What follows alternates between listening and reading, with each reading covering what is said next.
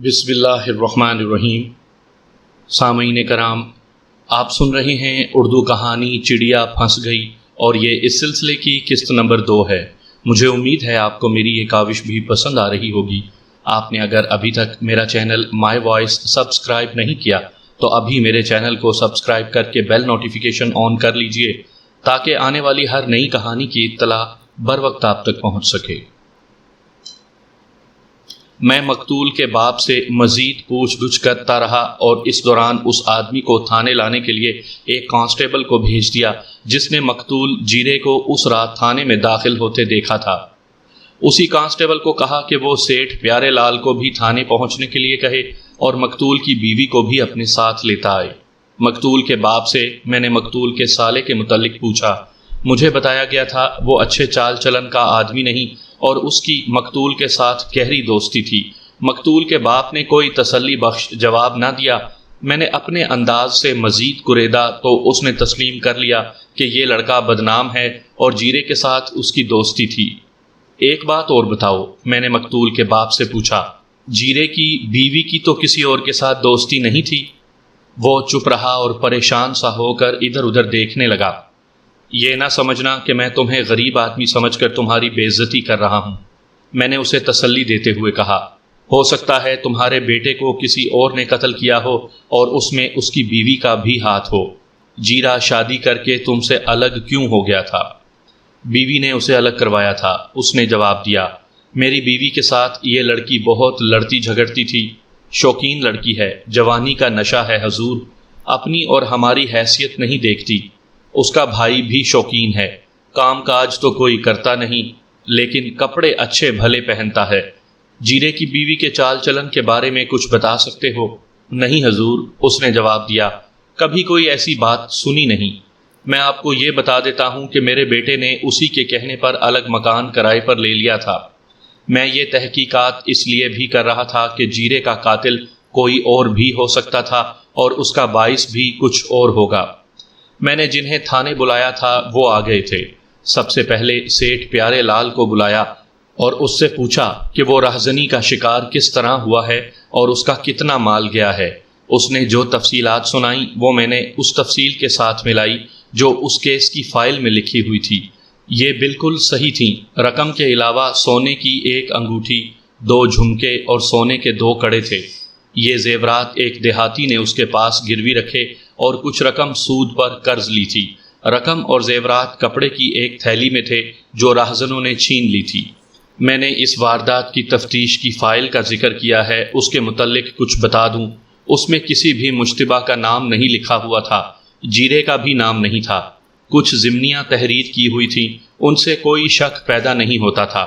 لالا جی، میں نے سیٹھ سے کہا، یہ تو صاف بات ہے کہ آپ کی دلچسپی صرف یہ ہے کہ آپ کا چور پکڑا جائے اور آپ کو آپ کا مال مل جائے۔ ہاں جناب، اس نے ہندوؤں کے خاص انداز سے ہاتھ جوڑ کر کہا۔ پہلے تھانے دار تو کچھ بھی نہ کر سکے، اس تھانے دار نے تو سارا معاملہ چوپٹ کر دیا ہے لالا جی، میں نے کہا۔ آپ کا جو چور تھا اسے تھانے بلا کر جان سے ہی مار دیا۔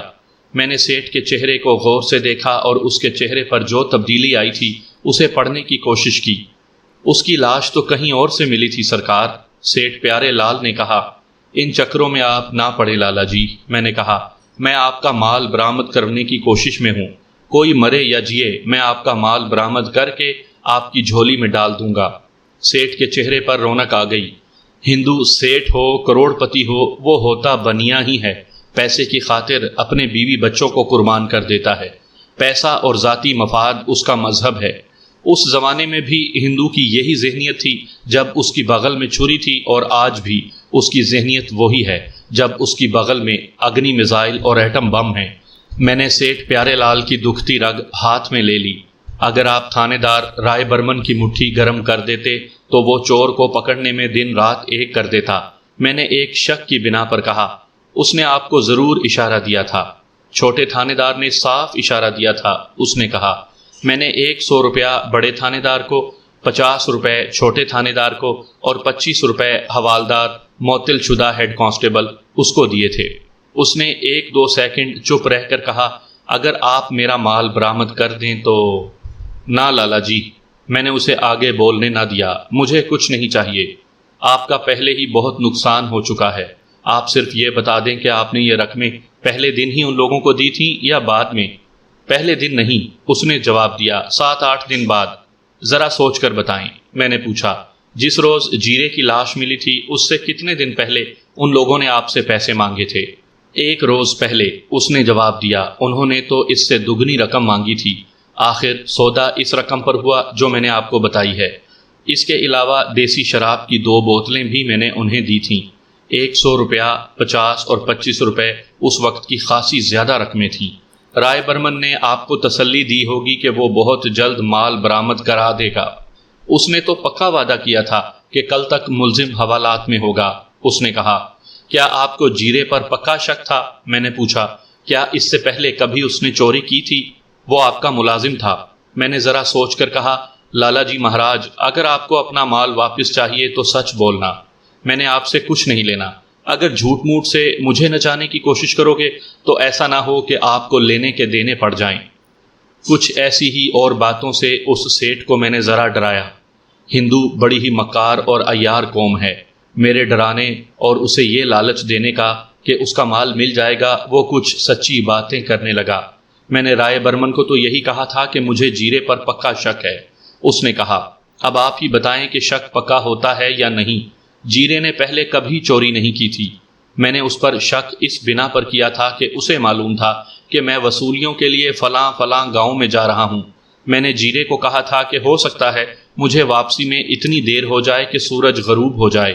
تم یوں کرنا کہ شام کو نالے پر پار پرانے کنویں کے پاس آ جانا، میں اسی راستے سے واپس آؤں گا۔ میں نے بعد میں نالے کے پار پرانے کنویں کا علاقہ دیکھا تھا۔ یہ برساتی نالا تھا جو ان دنوں خشک پڑا تھا۔ پرانا کنواں 1 صدی یا اس سے بھی زیادہ پرانا اور ویران ہو چکا تھا۔ اس میں پانی نہیں، کیچڑ تھا۔ قصبے سے یہ 1 میل سے زیادہ فاصلے پر تھا۔ ارد گرد کا علاقہ کٹا پھٹا تھا۔ اس علاقے میں کوئی گاؤں نہیں۔ قصبے کو آنے والا ایک راستہ وہیں سے گزرتا تھا۔ سیٹھ پیارے لال نے اپنے بیان میں کہا کہ اسے ایک گاؤں میں دیر ہو گئی۔ اس کے پاس کرائے پر لی ہوئی گھوڑی تھی۔ وہ جب پرانے کنویں والے علاقے میں پہنچا تو جیرا وہاں نہیں تھا۔ اس نے جیرے کو آوازیں دی۔ اندھیرا گہرا ہو گیا تھا۔ سیٹھ جب نالے میں آیا تو اچانک 2 آدمیوں نے اس کا راستہ روک لیا۔ سیٹھ سمجھا کہ یہ جیرا ہے جو اپنے کسی دوست کو ساتھ لایا ہے۔ جیرے کو اس نے اپنی حفاظت کے لیے بلایا تھا۔ تم یہاں کھڑے ہو، سیٹھ نے بڑے روب سے کہا۔ میں نے تمہیں کہا تھا کہ سورج غروب ہو جائے تو پرانے کنویں پر آ جانا۔ یہ تھیلی ہمارے حوالے کر دو، ایک آدمی نے اسے کہا، اور اپنی جان بچاؤ۔ سیٹھ نے مجھے بتایا کہ ان دونوں کے چہرے صافوں سے لپٹے ہوئے تھے۔ اندھیرے کی وجہ سے بھی انہیں پہچاننا بہت مشکل تھا۔ سیٹھ نے ان کے آگے ہاتھ جوڑے اور رویا بھی۔ راہزنوں نے اس پر رحم نہ کیا اور چاقو دکھا کر اس سے تھیلی لے لی۔ اس کے کرتے کی جیب کی تلاشی لے کر جو پیسے جیب میں تھے وہ بھی نکال لیے۔ میں نے ان کی منتیں کی تھیں، سیٹھ نے مجھے بتایا، اور انہوں نے میرے ساتھ باتیں کی تھیں۔ کیا باتیں کی تھیں؟ زیادہ نہیں، سیٹھ نے جواب دیا۔ وہ یہی کہتے رہے کہ جان سے مار دیں گے، گھوڑی بھی لے لیں گے، تم سود خور غریبوں کا خون چوستے ہو۔ ان میں سے ایک کی آواز جیرے جیسی تھی۔ حضور، جیرے پر مجھے شک ہونا ہی تھا۔ اسے معلوم تھا کہ میری واپسی پر اندھیرا ہو جائے گا۔ اگر مجھے جیرے نے نہیں لوٹا تو اس نے اپنے 2 آدمی مجھے لوٹنے کے لیے بھیج دیے۔ میں نے اس کی آواز بھی پہچانی تھی۔ وہاں سے آپ سیدھے تھانے گئے؟ تھانے تو میں بعد میں گیا تھا، اس نے جواب دیا۔ پہلے میں جیرے کے گھر گیا، وہ گھر نہیں تھا۔ اس کی بیوی نے بتایا کہ وہ شام کو باہر چلا گیا تھا اور ابھی تک واپس نہیں آیا۔ میں تھانے چلا گیا۔ وہاں نہ بڑا تھانے دار تھا نہ چھوٹا تھانے دار۔ ایک حوالدار نے میری رپورٹ لکھی اور مجھے کہا کہ صبح ہوتے ہی تفتیش شروع ہو جائے گی۔ میں نے بہت زور دیا کہ مجھے بڑے تھانے دار سے ملوا دیں، لیکن حوالدار یعنی ہیڈ کانسٹیبل مجھے تسلیاں دیتا رہا۔ میں خود ہی بڑے تھانے دار کے گھر چلا گیا۔ دروازہ کھٹکھٹایا تو اندر سے ایک آدمی نکلا۔ میں نے اسے کہا کہ تھانے دار صاحب سے ملنا ہے۔ اس نے کہا کہ تھانے دار صاحب بیمار ہیں اور سو گئے ہیں۔ تھانے دار کی بیماری اور اس کے سو جانے کے متعلق میں نے بعد میں اصلیت معلوم کی تھی، وہ میں یہیں آپ کو بتا دیتا ہوں۔ میں نے معلوم کر لیا تھا کہ وہ جو آدمی رائے برمن کے گھر سے نکلا تھا وہ کون سا کانسٹیبل تھا۔ اس نے مجھے بتا دیا تھا کہ رائے برمن اور اس کا ASI شراب کے نشے میں بدمست تھے۔ قصبے کے 2 معزز قسم کے بدماش بھی وہاں موجود تھے اور تاش کی بازی لگی ہوئی تھی۔ یہ بھی پتہ چلا کہ رائے برمن اور ASI کا مکان معزز قسم کے جوئے بازوں کے اڈے بنے ہوئے تھے۔ اگر رائے برمن ہوش میں ہوتا اور اسے اپنی ڈیوٹی کا پاس ہوتا تو وہ اسی وقت سیٹھ کا بیان لیتا۔ سیٹھ اسے بتاتا کہ اسے اپنے ملازم پر شک ہے اور اس کا ملازم اپنے گھر سے غیر حاضر ہے، تو رائے برمن اسی وقت جیرے کے گھر پر چھاپا مارتا، پھر وہ جائے واردات پر جاتا اور کھرے محفوظ کر لیتا۔ اس طرح صبح تک جیرا پکڑا جاتا یا یہ ثابت ہو جاتا کہ جیرا بے گناہ تھا۔ مجھے دوسرے ذرائع سے پکی خبر مل گئی تھی کہ رائے برمن نے اپنے تھانے کے علاقے کو اپنی ریاست بنا رکھا تھا اور اپنے تھانے کے تمام عملے کو کھلی چھٹی دے رکھی تھی۔ تمام بڑے بڑے بدماشوں، بڑے زمینداروں اور شہر کے اثر و رسوخ والے افراد کے ساتھ اس نے بڑے اچھے تعلقات بنا رکھے تھے۔ اس کا کمال یہ بھی تھا کہ جرائم پر بھی اس نے کنٹرول رکھا ہوا تھا۔ اس کے پاس اقبال جرم کروانے کا طریقہ ایذا رسانی تھا، لیکن یہ تمام معلومات حاصل ہو جانے کے باوجود یہ ثابت کرنا میرے لیے آسان نہیں تھا کہ جیرا اس کے تشدد سے ہلاک ہوا ہے، اور یہ ثابت کرنا بھی آسان نہیں تھا کہ اسے کسی اور نے قتل کیا ہے۔ میرے ذہن میں ایک شک اور آیا، وہ یہ تھا کہ راہزنوں میں ایک جیرا تھا اور دوسرا اس کا کوئی اور دوست تھا۔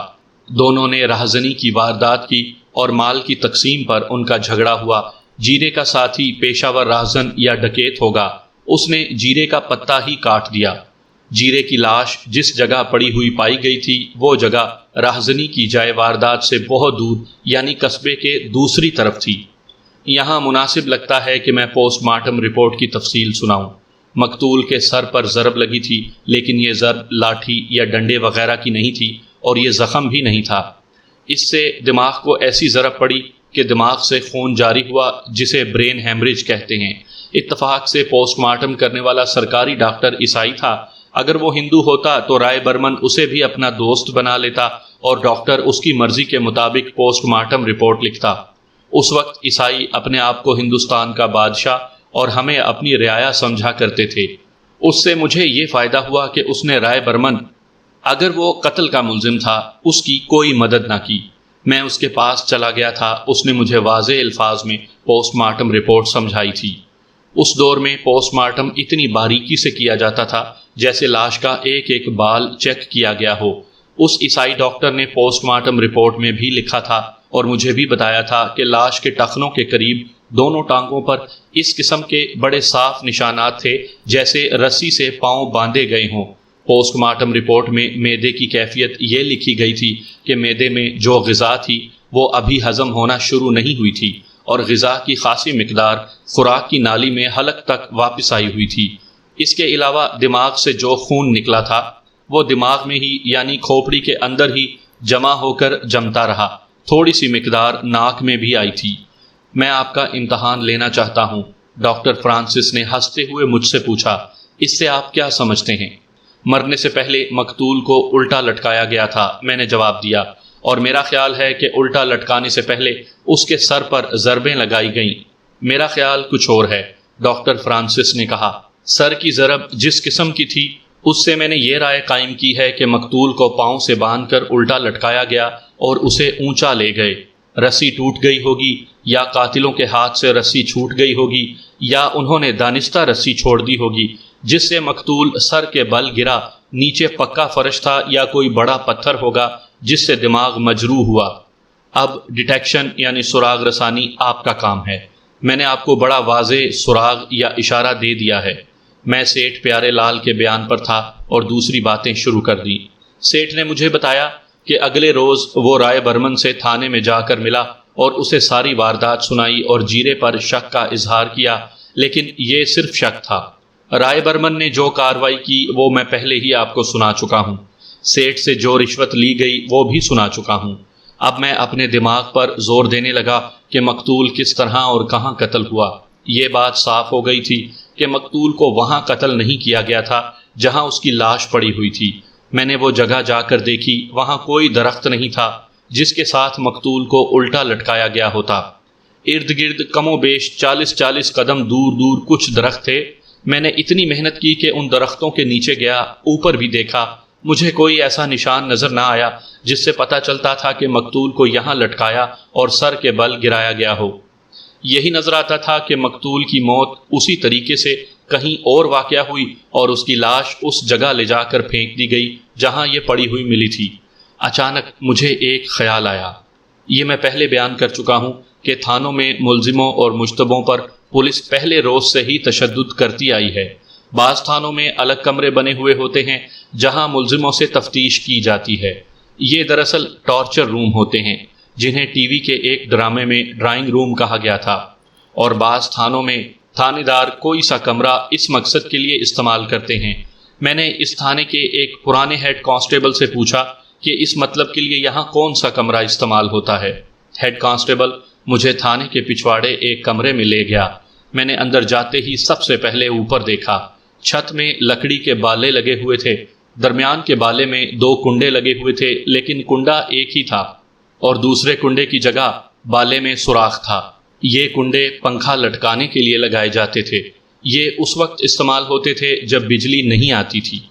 نوکر دروازے میں بیٹھ کر رسی کھینچتا رہتا اور کپڑے کا پنکھا ہلتا اور سارے کمرے کو ہوا پہنچاتا تھا۔ یہ کمرہ کسی وقت دفتر کے طور پر استعمال ہوتا ہوگا، اس لیے یہاں پنکھے کے لیے کنڈے لگے ہوئے تھے۔ ایک کنڈا اترا ہوا تھا۔ ہیڈ کانسٹیبل نے مجھے یہ کمرہ دکھایا اور مجھ سے اجازت لے کر چلا گیا۔ میرے ساتھ سکھ ASI سندھو تھا۔ وہ اپنے طور پر اور کچھ میری ہدایات کے مطابق تفتیش کر رہا تھا۔ وہ تجربے کار ASI تھا۔ میں نے اسے بتایا کہ ڈاکٹر کے ساتھ میری کیا باتیں ہوئی ہیں۔ یہ میں اسے پہلے بھی بتا چکا تھا۔ اب ہم دونوں اس معمے کو حل کرنے کے لیے تبادلہ خیالات کرنے لگے کہ ایسا ہو سکتا ہے کہ جیرے کو اس رات اس کنڈے کے ساتھ لٹکایا گیا ہو اور کنڈا نکل گیا ہو۔ ابھی پتہ چل جاتا ہے ملک صاحب، سکھ ASI نے کہا اور باہر نکل گیا۔ وہ جب واپس آیا تو وہی ہیڈ کانسٹیبل جس نے ہمیں یہ کمرہ دکھایا تھا اس کے ساتھ تھا۔ ASI نے دوابے کی ٹھیٹھ پنجابی میں ہیڈ کانسٹیبل کے ساتھ بات کی۔ اس کا بات کرنے کا انداز یہ تھا کہ ہر فقرے کے بعد بڑی زور سے اپنا ہاتھ اس کے کندھے پر مارتا تھا۔ سکھوں کی طرح وہ ہر فقرے میں 2-3 گالیاں دیتا تھا۔ میں آپ کو اس کی یہ باتیں سلیس اردو میں ترجمہ کر کے سناتا ہوں۔ سامعین کرام، آپ سن رہے ہیں انسپیکٹر احمد یار خان کی تفتیشی کہانیوں میں سے ایک کہانی چڑیا پھنس گئی۔ مجھے امید ہے آپ کو میری یہ کاوش پسند آ رہی ہوگی۔ آپ نے اگر ابھی تک میرا چینل مائی وائس سبسکرائب نہیں کیا تو ابھی اس کو سبسکرائب کر کے بیل نوٹیفیکیشن آن کر لیجئے۔ میری بات کان کھول کر سن حوالدار۔ ASI سندھو نے اس کے کندھے پر ہاتھ مارا اور ایک بڑی دلچسپ گالی دے کر کہا، تم سب ہمارے آگے بہت جھوٹ بول چکے ہو، اب سچ بولو۔ میں نے ملک جی اور تم نے اسی تھانے میں رہنا ہے۔ اگر اب جھوٹ بولا تو میں تمہیں اس دوسرے کنڈے کے ساتھ اسی طرح لٹکا دوں گا جس طرح رائے برمن نے جیرے کو الٹا لٹکایا تھا۔ ہیڈ کانسٹیبل نے دنیا بھر کی قسمیں کھا کھا کر کہا کہ اسے بالکل علم نہیں کہ جیرے کو تھانے میں ہلاک کیا گیا تھا یا اس رات تھانے میں بلایا بھی گیا تھا یا نہیں۔ پھر یہ بتا، ASI نے پوچھا، کہ تم لوگ ملزموں کے ساتھ اس کمرے میں کیا سلوک کرتے تھے؟ سیدھی بات کر، کیا یہاں اقبال جرم نہ کرنے والے ملزموں کو الٹا لٹکایا جاتا تھا؟ ہاں سردار جی، ہیڈ کانسٹیبل نے بڑی برخورداری سے جواب دیا۔ یہ تو سب انسپیکٹر رائے برمن کا خاص طریقہ تھا۔ پہلے تو ملزم یا مشتبہ کی پٹائی ہوتی تھی، وہ نہ مانے تو کئی دوسرے طریقے آزمائے جاتے تھے۔ ان طریقوں میں ایک یہ تھا کہ اس کنڈے میں ایک رسی گزاری ہوئی تھی، ملزم کے دونوں پاؤں اس رسی سے باندھے جاتے، 2 کانسٹیبل اسے الٹا کر کے اوپر کو اٹھاتے، ایک آدمی رسی نیچے کو کھینچتا تھا اور رسی کا دوسرا سرا وہ سامنے والی کھڑکی کی سلاخ کے ساتھ باندھ دیا جاتا تھا۔ ملزم کو فرش سے کتنا اونچا رکھتے تھے؟ سندھو نے پوچھا۔ ہیڈ کانسٹیبل نے ہاتھ کے اشارے سے بلندی کا اندازہ بتایا۔ یہ کم و بیش 5.5 فٹ بنتا تھا۔ اس کا مطلب یہ تھا کہ ملزم کا سر فرش سے 5.5 فٹ اونچا رہتا تھا۔ اب یہ بتا، سندھو نے اس سے پوچھا، یہ کنڈا کب کا نکلا ہوا ہے؟ یقین جانے سردار جی، ہیڈ کانسٹیبل نے جواب دیا، میں نے آج دیکھا ہے کہ کنڈا نکلا ہوا ہے۔ میں خاموش کھڑا تماشا دیکھ رہا تھا۔ سکھ ASI کی باتیں کارآمد تو تھیں ہی، لیکن میں ان کی دلچسپی سے لطف اندوز ہو رہا تھا۔ تم نے کتنے دن پہلے یہ کنڈا لگا ہوا دیکھا تھا؟ سندھو نے پوچھا۔ اور یہ رسی کہاں ہے؟ کوئی 1 مہینہ پہلے یہ کنڈا لگا ہوا دیکھا تھا، ہیڈ کانسٹیبل نے جواب دیا۔ میں رسی تلاش کرتا ہوں، وہ تو اس کنڈے کے ساتھ لٹکی رہتی تھی۔ ہیڈ کانسٹیبل نے سارا تھانہ چھان مارا، وہ رسی کہیں نظر نہ آئی۔ یہ ایک ثبوت تھا کہ رسی غائب کر دی گئی ہے۔ میں نے سکھ ASI کو سکھوں کی طرح بڑی بےہودگی سے خراج تحسین پیش کیا۔ اس نے ہیڈ کانسٹیبل سے بڑا اچھا سراغ اگلوا لیا تھا، لیکن یہ ثابت کرنا ابھی باقی تھا کہ جیرے کو یہاں الٹا لٹکایا گیا تھا۔ میں نے اس آدمی کو بھی بلوایا ہوا تھا جس نے یہ بتایا تھا کہ اس رات اس نے جیرے کو ایک آدمی کے ساتھ تھانے میں داخل ہوتے دیکھا تھا۔ میں نے اسے اندر بلایا اور اس سے پوچھا کہ جب اس نے جیرے کو تھانے میں داخل ہوتے دیکھا تھا اندازاً وقت کیا تھا؟ اس کے پاس گھڑی نہیں تھی۔ اس نے جو اندازہ بتایا وہ 9 اور 10 بجے کے درمیان تھا۔ اس زمانے میں قصبوں میں لوگ 8 بجے تک سو چکے ہوتے تھے۔ میں نے مقتول کی بیوی کو بھی بلوایا ہوا تھا۔ اس سے پوچھا کہ اس رات جیرا کسی کے بلانے پر تقریباً کتنے بجے باہر نکلا تھا؟ میں سو گئی تھی، اس نے جواب دیا۔ جیرا گھر نہیں تھا، وہ آیا اور اس نے مجھے جگایا۔ میں نے اسے کھانا دیا، وہ کھانا کھا کر لیٹ گیا تو دروازے پر دستک ہوئی۔ جیرے نے مجھے کہا کہ دیکھنا باہر کون ہے۔ میں نے کنڈی کھولی تو ایک آدمی نے کہا کہ جیرے کو باہر بھیجو۔ میں نے اندر جا کر جیرے کو بتایا۔ جیرا باہر نکلا، میں لیٹ گئی، پھر میری آنکھ لگ گئی۔ آدھی رات کے بہت بعد میری آنکھ کھلی تو میں نے دیکھا کہ جیرا بستر پر نہیں تھا۔ باہر دیکھا تو دروازہ کھلا ہوا تھا۔ میں نے صبح تک انتظار کیا۔ صبح ہوتے ہی اطلاع ملی کہ جیرے کی لاش شہر کے باہر ایک جگہ پڑی ہوئی ہے۔ میں نے اس لڑکی سے ابھی بہت کچھ پوچھنا تھا، لیکن ابھی اس وقت کا اندازہ کر رہا تھا جس وقت جیرے کو تھانے میں داخل ہوتے دیکھا گیا تھا۔ جیرے کی بیوی کے بیان کے مطابق یہ تقریباً وہی وقت تھا جب جیرا تھانے گیا تھا۔ جیرے کی بیوی نے بتایا تھا کہ اس نے دیر سے کھانا کھایا تھا اور اس کے فوراً بعد ایک آدمی اسے بلانے آیا تھا۔ مجھے پوسٹ مارٹم رپورٹ میں معدے کی جو کیفیت لکھی تھی وہ یاد آئی۔ وہ یہ تھی کہ معدے میں جو غذا تھی وہ ابھی ہضم نہیں ہوئی تھی اور غذا کی خاصی مقدار خوراک کی نالی میں واپس آئی ہوئی تھی۔ یہ اچھا خاصا ثبوت تھا کہ جیرے کو تھانے بلایا گیا اور الٹا لٹکایا گیا۔ اوپر لکڑی کے بالے میں جو کنڈے لگے ہوئے تھے وہ کم و بیش 3 انچ سے زیادہ بالے کے اندر تھے۔ یہ پنکھے کا وزن سہارنے کے لیے تھے۔ ان کے ساتھ ایک آدمی جتنا وزن لٹکایا جا سکتا تھا، لیکن بار بار اتنا وزن لٹکانے سے یہ بالے سے نکل بھی سکتے تھے۔ یہ تو ایک ہیڈ کانسٹیبل نے بتا ہی دیا تھا کہ اس کنڈے کے ساتھ ملزموں کو لٹکایا جاتا تھا۔ جیرے کی باری آئی تو کنڈا نکل آیا۔ پھر میرے پاس وہ اہم شخص آیا جس کا نام ملک عباس تھا اور جس نے مقتول کے باپ کی درخواست لکھی اور ڈپٹی کمشنر تک پہنچائی تھی۔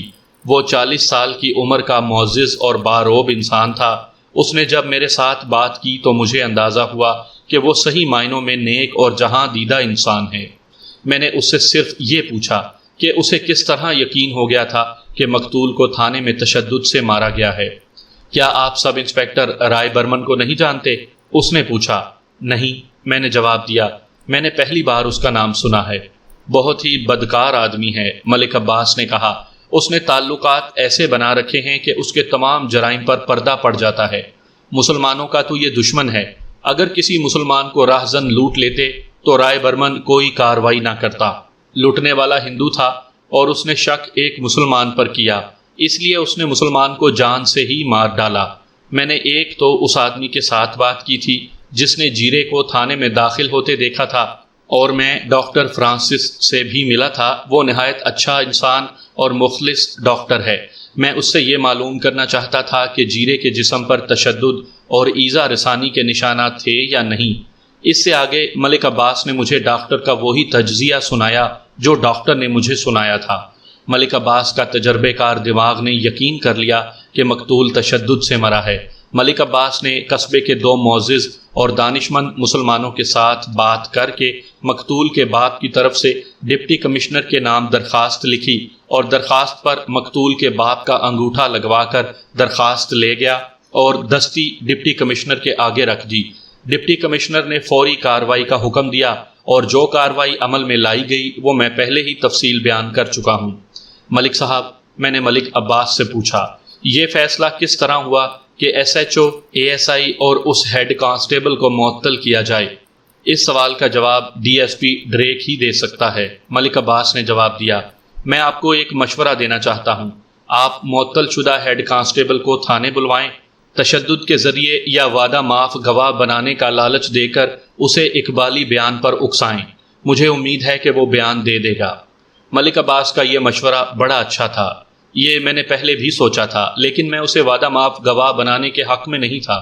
بہرحال مشورہ قیمتی تھا۔ ملک عباس نے کچھ اور باتیں بھی بتائی تھیں اور اس نے کہا تھا کہ میں اسے جیسی بھی شہادت دینے کے لیے کہوں گا وہ شہادت دے گا۔ میں نے اسی روز معطل شدہ ہیڈ کانسٹیبل کو تھانے طلب کرنے کا انتظام کر دیا۔ اگلے روز وہ تھانے میں آ گیا۔ اس کا نام جگن ناتھ تھا۔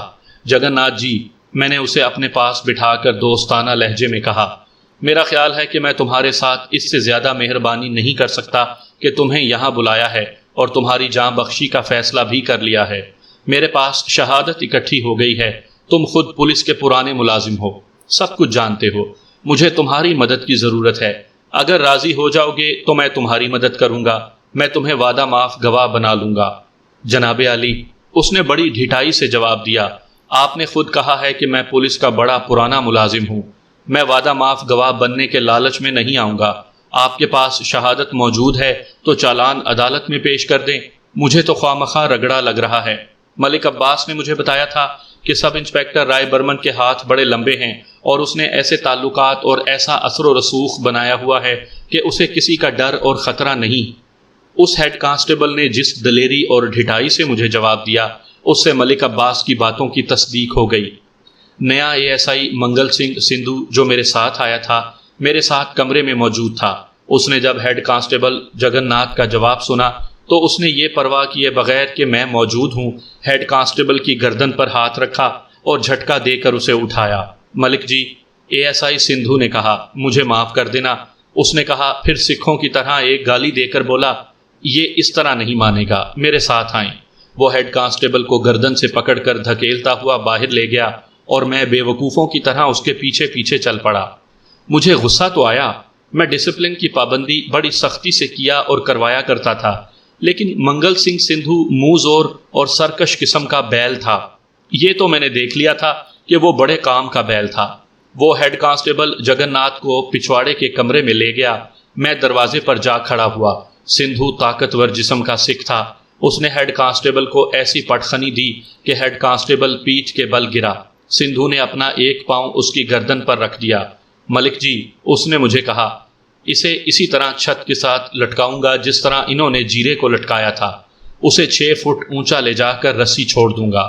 آگے اس کی قسمت ہے کہ زندہ رہے یا جیرے کی طرح مر جائے، پھر میں اوپر والوں کو بیان دوں گا کہ انہوں نے اس طریقے سے جیرے کو قتل کیا تھا۔ آپ ادھر ہی ٹھہریں، میں رسی منگواتا ہوں۔ ذرا ٹھہر جا منگل سنگھ، میں نے کہا، میں اسے اسی رسی سے لٹکاؤں گا جس سے انہوں نے جیرے کو لٹکایا تھا۔ اسے اٹھنے دو۔ ASI سندھو پیچھے ہٹ گیا۔ ہیڈ کانسٹیبل آہستہ آہستہ اٹھا۔ وہ رسی کہاں ہے؟ میں نے پوچھا۔ اگر وہ رسی برآمد کر کے بیان دے دو گے تو ٹھیک ہے، ورنہ رسیاں بہت ہیں۔ منگل سنگھ سندھو اس پر ٹوٹ پڑتا تھا اور میں اسے بچانے کی کوشش کر رہا تھا۔ یہ دراصل ایکٹنگ تھی جو میں اور منگل سنگھ کر رہے تھے۔ ہیڈ کانسٹیبل جگن ناتھ زیادہ دیر تک برداشت نہ کر سکا اور وہ بول پڑا، وہ رسی تو نہیں ملے گی۔ ہیڈ کانسٹیبل جگن ناتھ نے کہا، وہ پھینک دی تھی اور بھنگی کوڑے کے ساتھ لے گیا تھا۔